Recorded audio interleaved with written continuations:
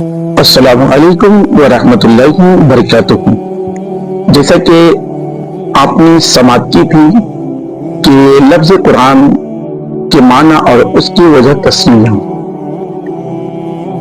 اس کے بعد قرآن پاک کا نزول کتنی بار ہوا، اس کے بعد قرآن کریم کے نازل ہونے کے وقت، اس کے بعد قرآن پاک کی ترتیب اور اس کا جمع ہونا، اس کے بعد آپ نے کچھ ایسی باتیں سمجھ کی تھی واقعہ کے ساتھ میں نے آپ لوگوں تک پہنچائی تھی۔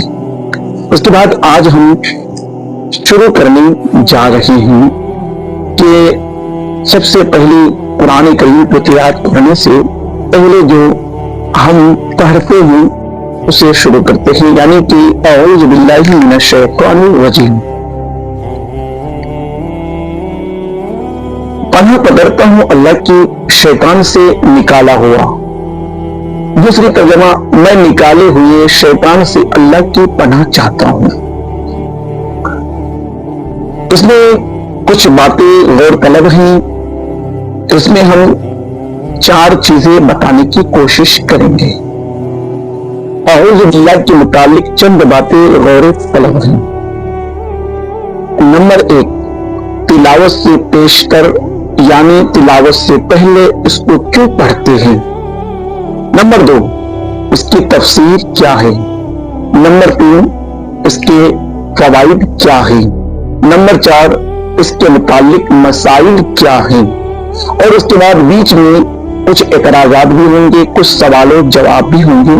اس کے بعد اس میں بہت سارے ایسے مسائل بھی آئیں گے۔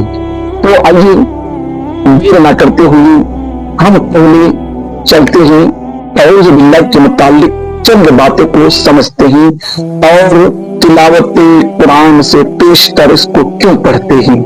پڑھنے کی وجہ رب تبارک و تعالیٰ کا حکم ہے، فَإِذَا قَرَأْتَ الْقُرْآنَ فَاسْتَعِذْ بِاللَّهِ مِنَ الشَّيْطَانِ الرَّجِيمِ۔ جب تم قرآن پڑھنے لگو تو نکالے ہوئے شیطان سے اللہ کی پناہ لو۔ معلوم ہوا کہ قرآن کریم پڑھتے وقت اعوذ باللہ پڑھنا حکم الہی ہے۔ حضور انور صلی اللہ تعالیٰ علیہ وسلم و صحابہ کرام رضی اللہ تعالیٰ عنہم، ان ساری امت ہمیشہ اس پر عمل کرتی رہی۔